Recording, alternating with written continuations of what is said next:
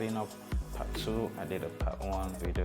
Go into my channel and watch the part 1. I'm going to part 2 for this. So we're going to be cleaning the image, and at the same time we're going to composite the image. A simple composition tool using the curves tool. Very powerful tool. I'll show you how I use it for composition, and it's very easy. So let's dive in. And to start, what I'm going to do is duplicate the layer. I'm going to duplicate my layer, Command J, and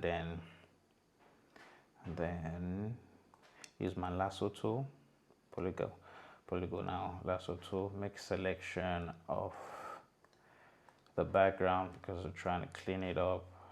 A rough selection of it like this, and let's hope Photoshop does a good job.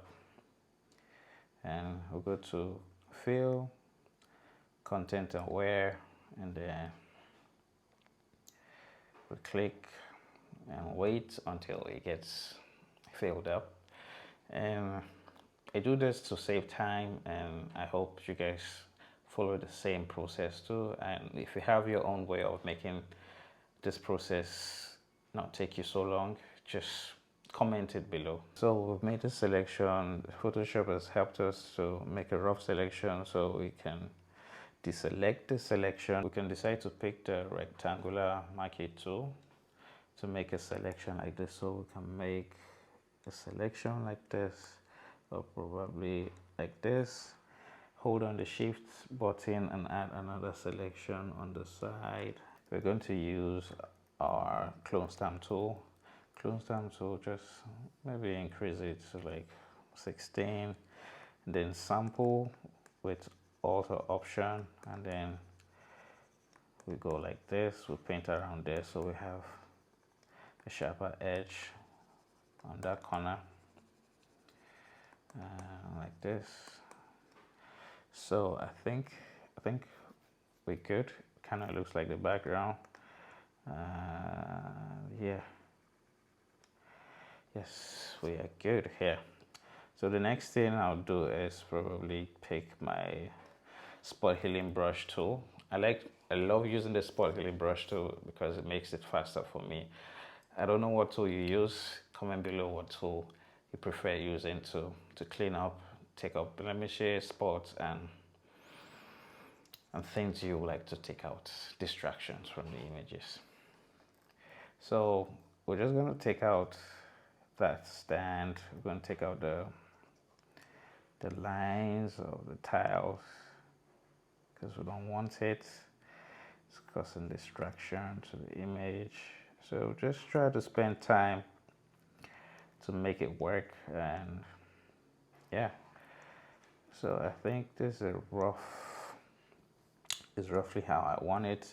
I would like to crop it, and yeah, so to crop it I'll probably straighten it this way, and yeah, I think I'm good. Just click on it, and then we have something straight. We can pick our mixer brush tool. The mixer brush tool, we can use it to clean up the floor so that it looks good. You can use it to clean up the floor. Yeah, like this. And let's go back to our spot healing brush so we can clean up the background a little bit more.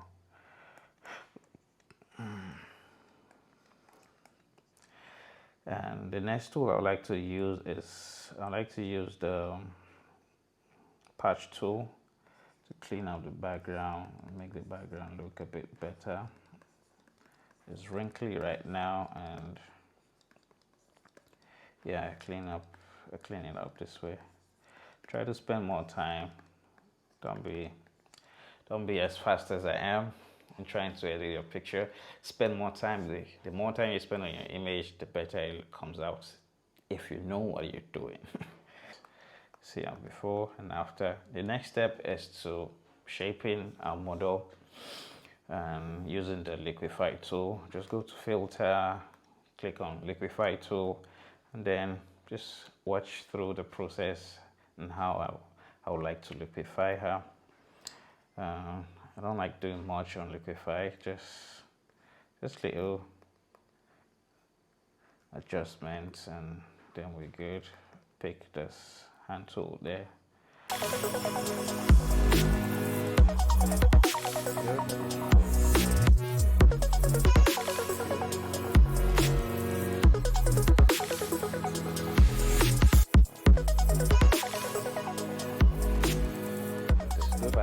So my next step is to probably just quickly run through frequency separation.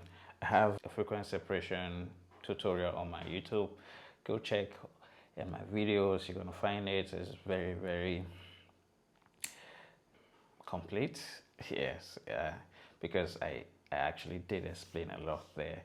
Now I just want to go through real fast on it, because this is not a skin retouching class. This is background cleaning class and composition class. So I'm going to quickly run the frequency separation step without filming.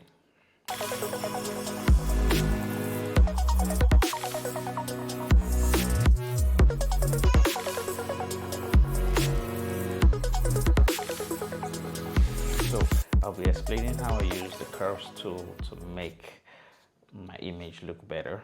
I think the first step was to select the floor and darken the floor so that it looks kind of like the backdrop. And so I'll pick the quick selection tool, the floor like this, and then just above the frequency separation, click on the curves and then bring it down this way. So as you can see, it has this white stuff on the background there, but I love to leave it that way so it feels natural. But you can adjust it if you don't like the way it is on your own side. And so maybe just darken it a little. The next thing I'm going to do is I'm going to create that composition right now. So we're going to make a selection of the subject using the quick selection tool, and then click on subject select. It's going to help us select the subject randomly like this. Then the next thing is we're going to invert it Command Shift I. So Command Shift I, we're going to invert it, and then we go pick our rectangular selection tool. So with the rectangular selection tool, we're going to hold on to Alter Option and then drag something like this. So we're taking out the selection from this side, also this on the other side too. So we have a selection maybe like this. Let's have a selection like this. So we have a selection like this. We can deselect this part of the selection because we don't need it. Hold on, Option or Alt. So after making a selection like this, we can then decide to go back up here, select our curves tool, and then bring the selection down. So bring the selection down like so, and then we go back to the selection again. So we're going to reselect the curves we just created. We still want that selection we made of it. So we're not going to make this too dark. The first step is not so dark. Then we hold on to Command or Control and click inside the curves. So go back to your rectangular selection tool again, do the same thing, hold on to the Alter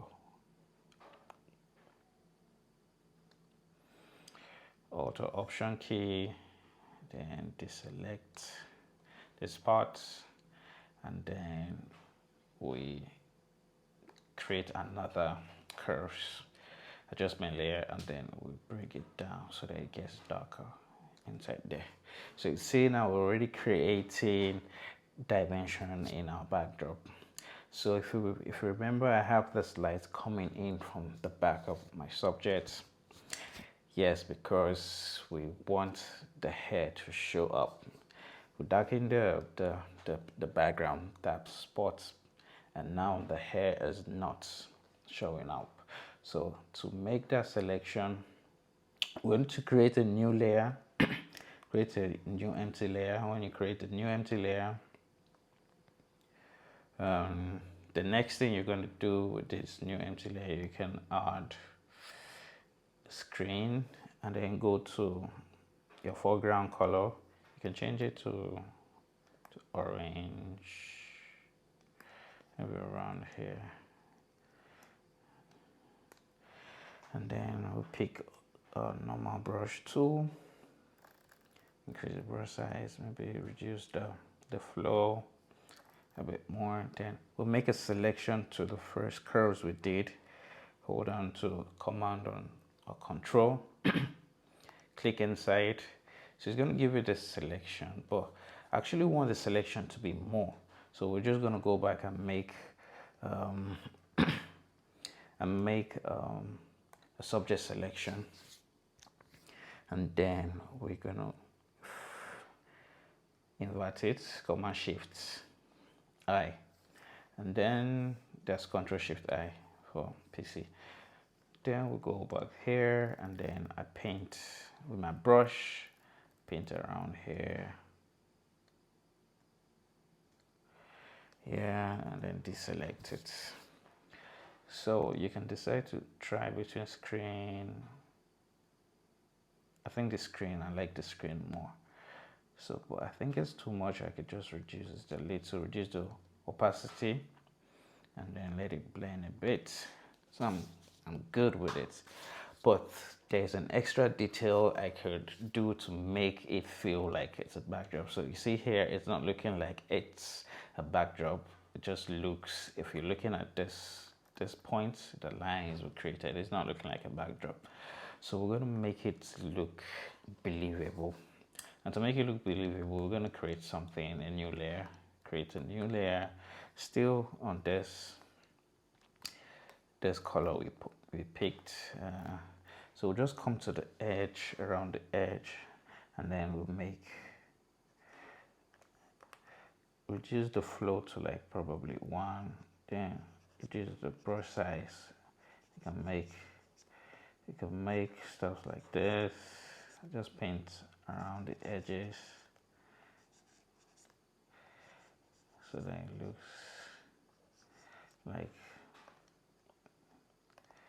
it looks like the backdrop.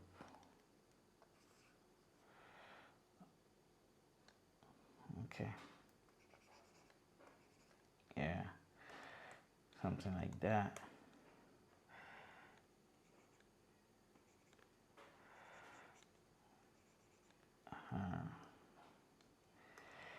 Yeah, then we go back to this layer, this particular one, the first curves we created for the splits in the backdrop. So this second layer, and then we're gonna make the foreground black. So the foreground is gonna hide some part of the curves we just created, the dark curves. So we're gonna create an imperfect line. So what I mean by that is increase the brush a little bit, and then the brush size a bit, and then you just randomly try to clean. Maybe that's too much. You just randomly try to clean the line.